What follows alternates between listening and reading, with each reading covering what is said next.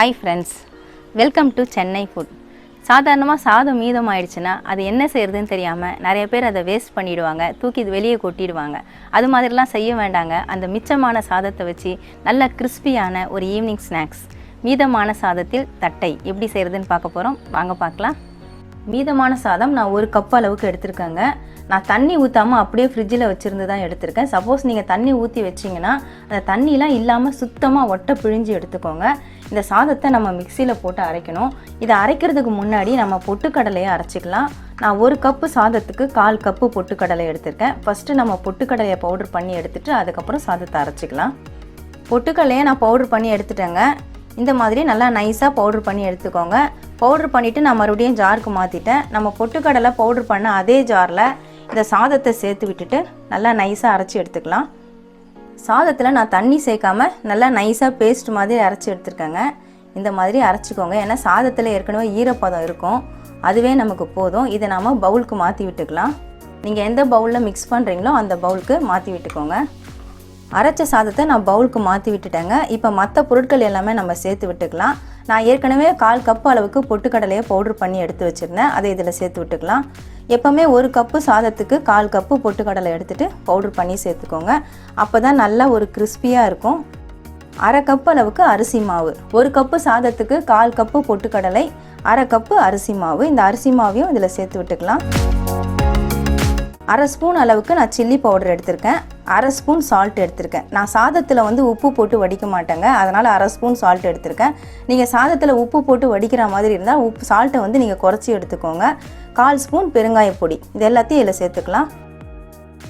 3 பெரிய பெரிய பூண்டு பல் எடுத்து நான் தோலை உரிச்சிட்டு நல்லா இடித்து வச்சுருக்கேங்க. இடிக்கிற கல்லில் போட்டு. இது தட்டைக்கு சேர்த்தா ரொம்பவே டேஸ்ட்டாக இருக்கும், அதுக்காக தான் நான் சேர்க்குறேன். இதையும் இதில் சேர்த்து விட்டுக்கலாம். 1 டேபிள் ஸ்பூன் அளவுக்கு கடலைப்பருப்பை நான் ஊற வச்சு எடுத்துருக்கேங்க. ஒரு 2 மணி நேரம் நீங்கள் ஊற விட்டுட்டிங்கன்னா நல்லா கடலைப்பருப்பு ஊறிடும். அதையும் இதில் சேர்த்துடலாம். தண்ணி வடித்து எடுத்து வச்சுக்கோங்க. இது எல்லாத்தையும் நல்லா கலந்து விட்டுக்கலாம். சேர்த்து விட்ட எல்லா பொருட்களையுமே நான் நல்லா கலந்து விட்டுட்டேங்க. இது வரைக்கும் நான் இதில் தண்ணி சேர்க்கலை. தேவைப்பட்டால் நம்ம தண்ணி தெளிச்சிக்கலாம். இப்போ 1 ஸ்பூன் அளவுக்கு நான் பட்டர் சேர்த்துக்கிறேன். நீங்கள் பட்டர் சேர்க்கலைன்னா சூடான எண்ணெய் கூட சேர்த்துக்கலாம். இதை நல்லா சேர்த்துட்டு ஒரு தடவை பசைஞ்சிக்கலாம். எல்லாத்தையும் சேர்த்து நல்லா பசைஞ்சிட்டேங்க. நான் தண்ணியே சேர்க்கலை. பாருங்கள், நல்லா சாஃப்டான ஒரு மாவு பதத்துக்கு வந்துருச்சு. இந்த அளவுக்கு நல்லா கட்டியாக இருக்கிற மாதிரி நீங்களும் பசைஞ்சு எடுத்துக்கோங்க. இப்போ சின்னதாக நம்ம உருண்டை உருட்டி எடுத்துடலாம். எடுத்துட்டு நம்ம பிளாஸ்டிக் கவரில் வச்சு தாங்க தேய்க்க போகிறோம். அப்போ தான் கொஞ்சம் ஈஸியாக இருக்கும். உங்களுக்கு பிளாஸ்டிக் கவர் வேண்டான்னு நினச்சிங்கன்னா நீங்கள் வாழை இலையில் கூட வச்சு தேய்ச்சிக்கலாம். இந்த மாதிரி பிளாஸ்டிக் கவர் தான் நான் எடுத்துருக்கிறேன். இதில் லைட்டாக கொஞ்சம் எண்ணெய் தடவி விட்டுடலாம். எந்த இடத்துல வச்சு நம்ம தட்டை தேய்க்க போகிறோமோ அந்த இடத்துல எண்ணெய் தடவிக்கோங்க. மேலே மூடி போடுற கவர்லேயும் கொஞ்சம் எண்ணெய் தடவிடலாம். இந்த உருண்டையை இதில் வச்சிடலாங்க. வச்சுட்டு லைட்டாக இப்படி ஒரு ப்ரெஸ்ஸிங் கொடுத்துருங்க. கொடுத்துட்டு இந்த கவரை இது மேலே மூடிடலாம். அவ்வளோதான். இந்த மாதிரி மூடிட்டு இந்த மாதிரி ஒரு சின்ன மூடி போட்டு டப்பா வச்சு அழுத்திடலாங்க. அப்போ தான் ஈஸியாக இருக்கும். பாருங்கள், லைட்டாக ப்ரெஸ் பண்ண உடனே வந்துருச்சு. இன்னும் கொஞ்சம் நல்லா தேய்ச்சி விட்டால் நமக்கு மெலிசான தட்டை கிடைக்கும். அப்போ தான் நல்லா கிறிஸ்பியாக இருக்கும். இப்போ நம்ம கவரை ஓப்பன் பண்ணிடலாங்க. கடலைப்பருப்பு போட்டதுனால கொஞ்சம் விலகி இருக்குது. அந்த இடம் மட்டும் லைட்டாக அப்படி சேர்த்து விட்டால் நின்றுடும். இப்போ நம்ம கவர்லேருந்து எடுத்துடலாம். பாருங்கள், சூப்பராக ரெடி ஆகிடுச்சு.